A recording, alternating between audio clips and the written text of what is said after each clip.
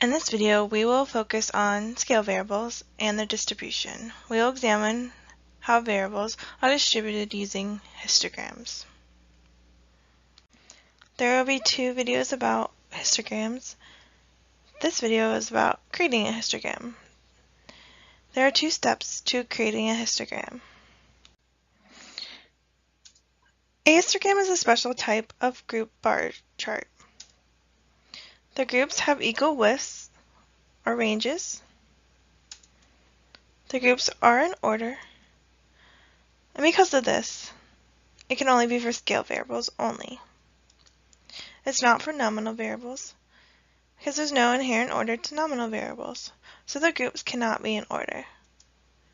It's not for ordinal variables either, because the groups cannot be of equal ranges, because ordinal data is not equally spaced. There is usually no space between the bars. That means the bars touch, unless there's no observations in that group.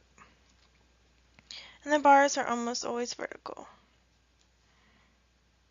The first step to make a histogram is to make a frequency table. But this is a special type of frequency table. It's a group frequency table that starts with the minimum value, the lowest number, and the groups are of equal ranges or equal widths. So I am going to do a histogram for test grades, and over here you can see the frequency table for the individual values. But now I'm going to transform that into a frequency table that we can use for a histogram. I'm going to start with the minimum value of 40. So that has to start out our first grouping. And I'm going to pick a range of 5, or a width of 5. You could pick 10 or other values. You want to pick a range that kind of makes sense. So 5 or 10 would probably make sense for test grades, but I'm going to pick 5. So we're going to go from 40 to 44. That is a width of 5, 40, 41, 42, 43, 44. Okay, and then I'm going to go to the next one, and the next one will be 45 to 49. So width of 5. I'm going to do 50 to 55, or to 54, I mean. And then I'm going to do 55 to 59, and then so on and so forth. And then we're going to go all the way to 95 to 99, because that'll have our biggest value, which is 98 in it. And then you can stop. You don't have to keep going. So now that I have my groupings that are equal width, they're all equal width of 5. And notice, even if there's no frequency for a value, I still have it in there. We don't just skip around. We have to make sure all the values are in there, from the minimum value to the maximum value. Now I'm gonna fill out the frequency part of this. And so there was 2 people that had a 40, so that would go here in the first one. And then there's no one that had a 45 to 49, or 50 to 54, or 55 to 59. And there's no one until we get to 70. There's 2 people that had 70, so that goes into this range here. And then there's no one for 75 to 79. But then we had 3 people who had 80, so 80 is in the 80 to 84 range. So we're going to put a 3 there. And then we have 85 to 89. And so that has 2 values in it, 85 and 87. So we add those up to get 9. And then now we're going to go to 90 to 94. And we have a 90 and a 93 that's in that range. So we add those 2 frequencies up. 8 plus 10 is 18. And then the last grouping is 95 to 99. And we have 95 and 98 that are in that range.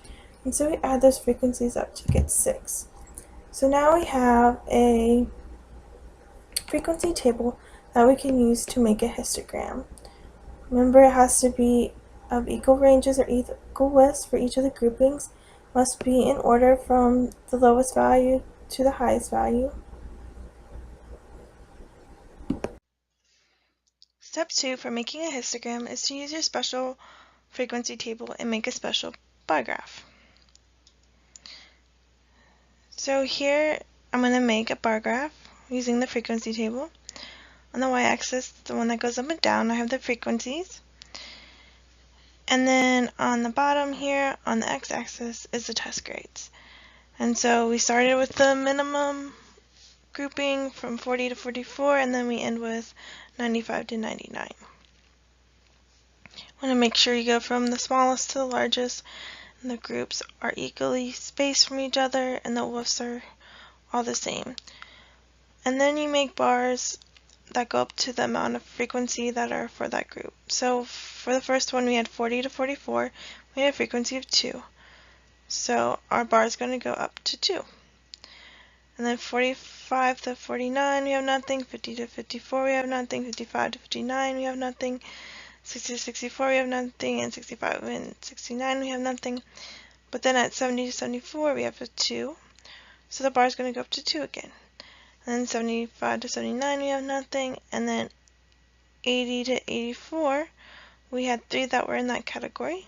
So it's going to go between 2 and 4 here to get to 3. And then for 85 to 89, we had a frequency of 9. So 9 people had grades between 85 and 89. So our bar goes up to 9. And then 90 to 94, we had 18. So our bar goes all the way up to 18. And from 95 to 99, we had 6 people. So our bar goes up to 6. On the last slide, I had the y-axis be frequencies, but you can also make a histogram with the y-axis in proportions. Notice the histogram looks very similar, but we have a different scale on the y-axis.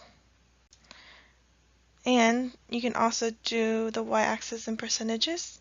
Again, the histogram looks very similar, the shape is the same, but the y-axis has a different scale.